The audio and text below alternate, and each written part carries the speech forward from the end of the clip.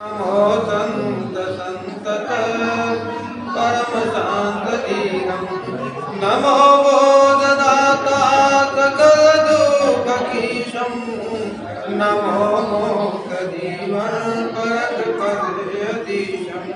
प्रेम से बोलिए सदगुरु कबीर साहिब की, संत महापुरुषों की, भक्त समाज की स्थिति नहीं होनी चाहिए। साधु साधु मार्ग में आया और कहीं भिक्षाटन करने के लिए गया तो कोई कुछ कहा कोई कुछ किया, या रास्ता रास्ता चल रहा है तो साधु को तो कहते हैं कि साधु तो सहने के लिए हुआ है, सहे तो साधु न सहे तो असाधु।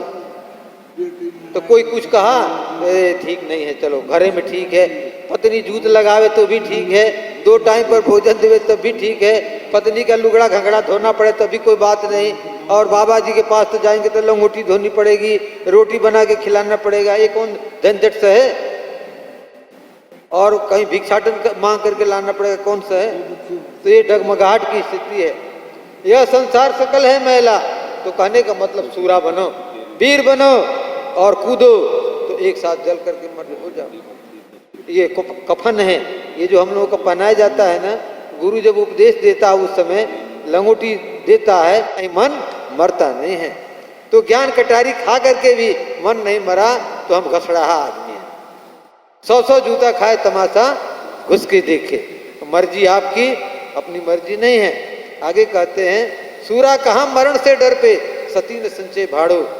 सूरा जो वीर होता है, और ये बीएसएफ के जवान हैं बॉर्डर पर, एक दिन मैं टीवी देखा तो कैसे जैसे कोई जानवर चलता है चारों पैर से, वो सारे सामान लाद करके और मशीन गन ले करके और भी सामान ले करके और ऐसे ऐसे पहाड़ी पर चढ़ रहे हैं। तो सूरा डरता नहीं है जीवन से, या तो मरता है या मारता है।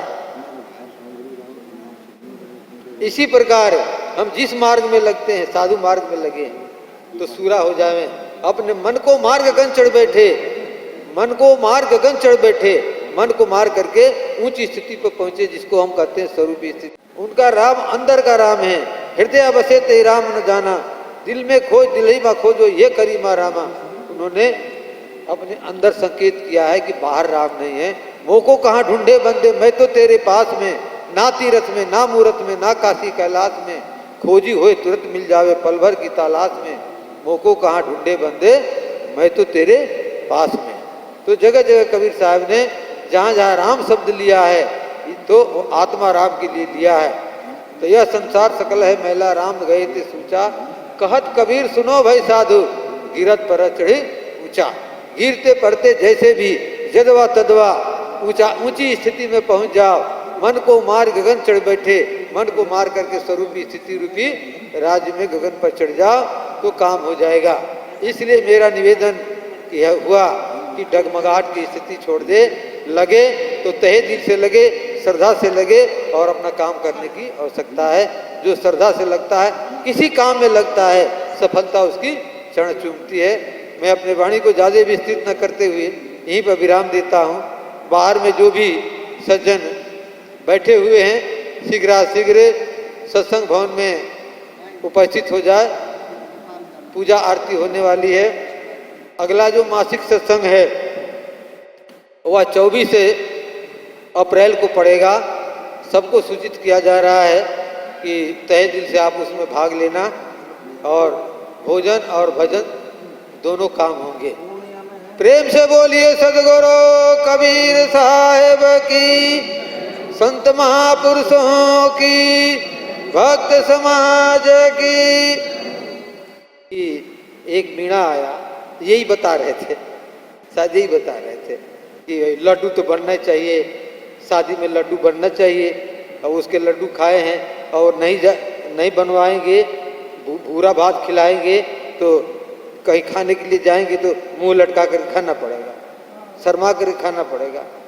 तो इनके पिताजी से कहते भाई घी दिलवा दो, फलान दिलवा दो, क्योंकि उनको देते नहीं थे, तो लड्डू खाएं तो लड्डू खिलाना पड़ेगा। तो लोग लाज कुल की मर्यादा, यह गले की फांसी। अरे ठीक है, नमक रोटी यदि श्रद्धा से खिलाओ तो उत्तम है, दाल रोटी खिलाओ तो उत्तम है, और लोग लाज में पड़ करके कर्जा ले ले और दूध खाते रहो, बाल बच्चे भी उसको अदा न कर सके। तो लोक लाज कुल की मर्यादा ये गले की फांसी, आगे चल के पीछे हुई है जग में हंसी। आगे चल दिए कुछ लोग